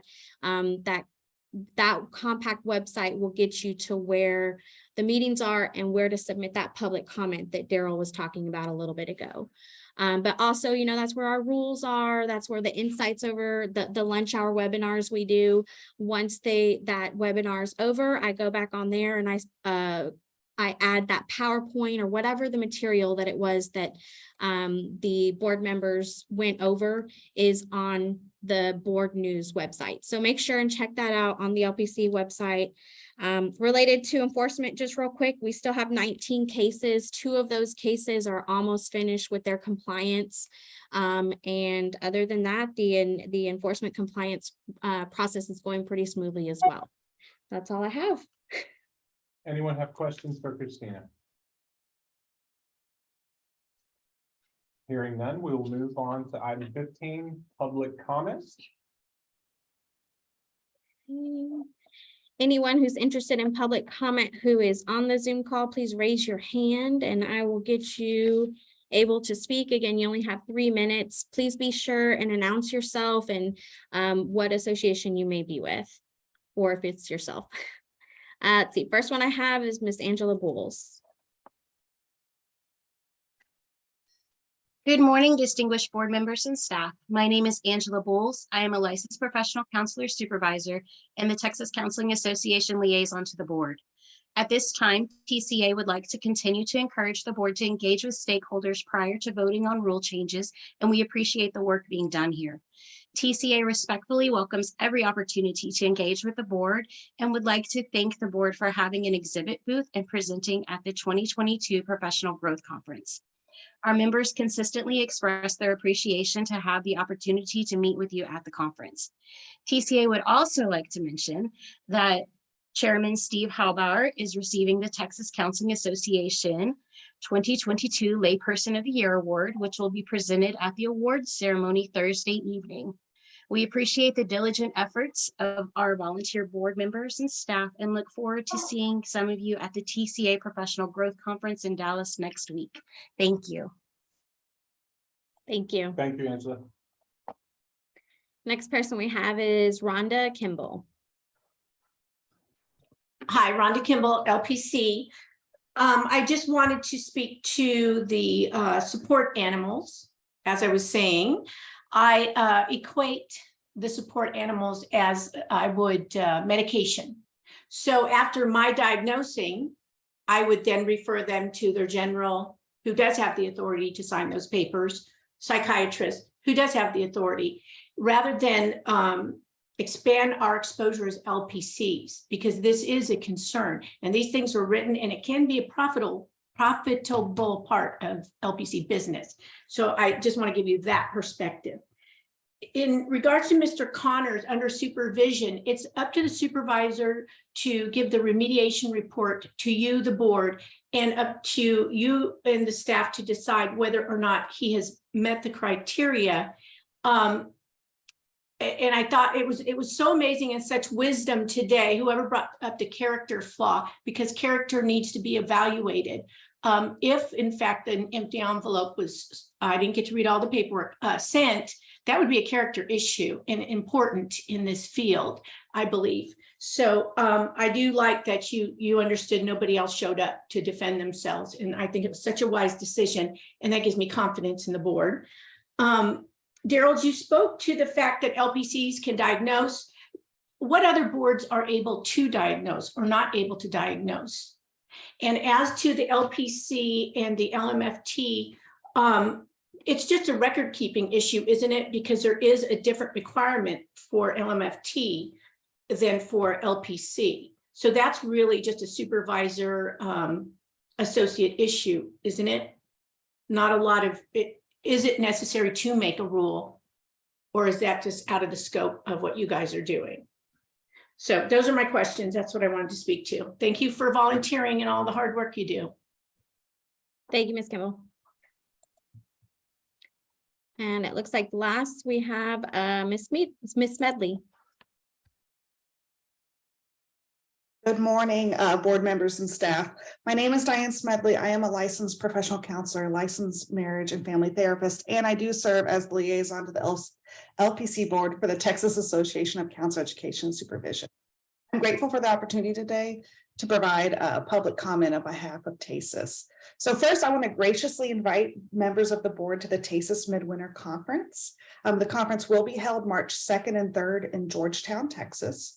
We expect that the board will be speaking on Thursday, March 2nd at 10:30 a.m. Okay, but please feel free to reach out to me with any questions that you have regarding the conference. Additionally, TASIS membership at our last board meeting, quite a few of the board members came to me because they've had licensees ask about the human trafficking CE requirement. And is it a one-time deal or is it at renewal every time? And it does appear per the BHEC rule that in 883.1 D2 that it is required each time at renewal. However, the new LPC rule 681.140 doesn't have it listed in B, special requirements. It's listed in H at the very bottom and says, may claim.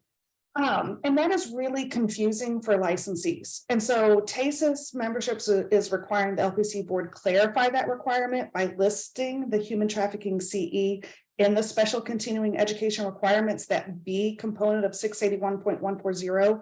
And then we're also asking if the required frequency of completion, how long it's good for, how often it needs to be done, so on and so forth, be included in that. Beyond that, I do appreciate the board's time. TASIS appreciates their role in serving with the board as a stakeholder, especially when rule changes come up, and getting a chance to review them and make comment on behalf of our membership. And we do appreciate your consideration of public comments and the service you all provide to the citizens of Texas. Thank you. Thank you. Thank you, Diane. I think we discussed this a while back when that came out, and it was we didn't want to put it in the rules because it was something the governor's office was issuing that was separate from us, so we weren't requiring it. The governor's office is requiring it. We were just saying that we know you're required to take it. For clarification, you can use it as a CE. That will count as one of our CEs. So from a rules perspective, as a licensed professional counselor, you are not obligated to take it under our rules. The governor's office has directed that you as a licensed professional in the state must take it. We're just saying you can take it as a CE. I think that's if I recall correctly.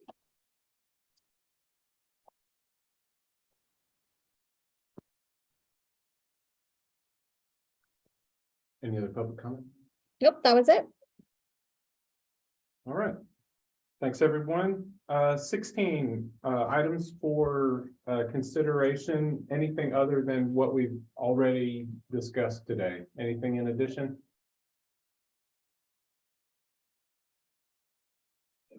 Okay. 17 announcements and scheduling items. Other than the items on the agenda, I will add that our next LPC board meeting a little bit earlier than usual. It's January 13th of 2023. Usually we're in that first week of February, but we've got it moved up. We're trying to adhere to the BHEC schedule as well. So January 13th. Daryl, Christina, tell me if I'm wrong, but I'm assuming that will be still virtual for that meeting, correct? Correct. Okay. TCA conference is next week, the 9th through the 11th.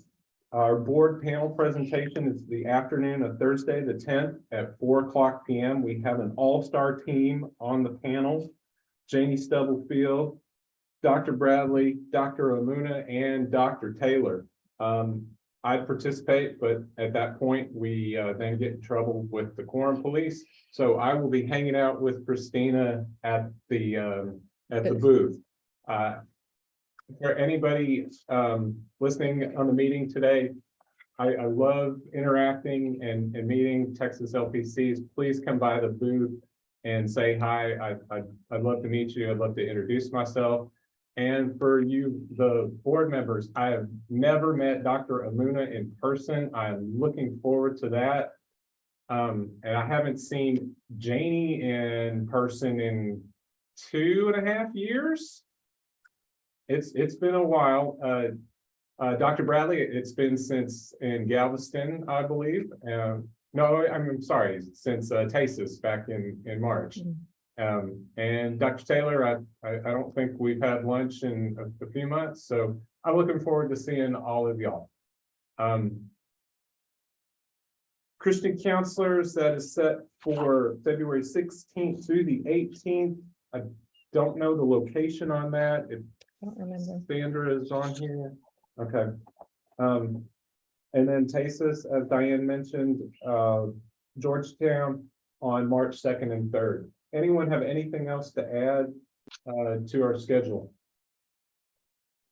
No, but Mr. Chair, I know BHEC, we've moved the meetings to start at 10 a.m. and I know that's a lot easier for staff.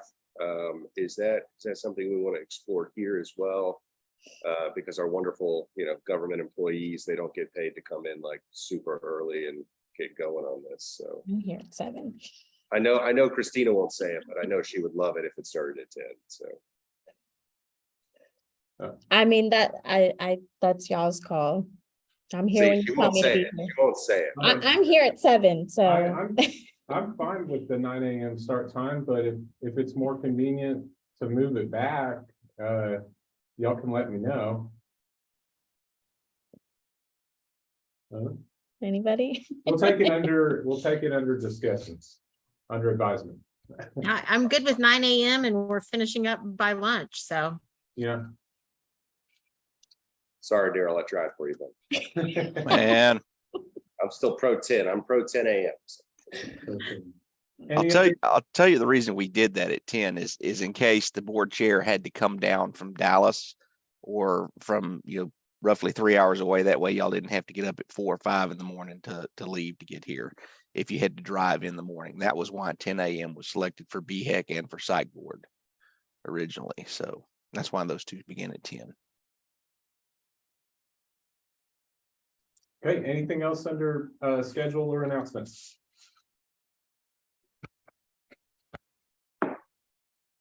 Hearing none. As always, thanks everyone for your service to the board. Thank you for your service to the profession and to the citizens of Texas. I hope to see some of y'all next week, but those that I won't see, then have happy holidays, and we will see you in January. So I need a motion to adjourn. So move. Thank you, Dr. Taylor, and a second. Second. Thanks, Dr. Amuna. Everyone take care, be safe today. And all in favor of adjourn, thank you. Take care.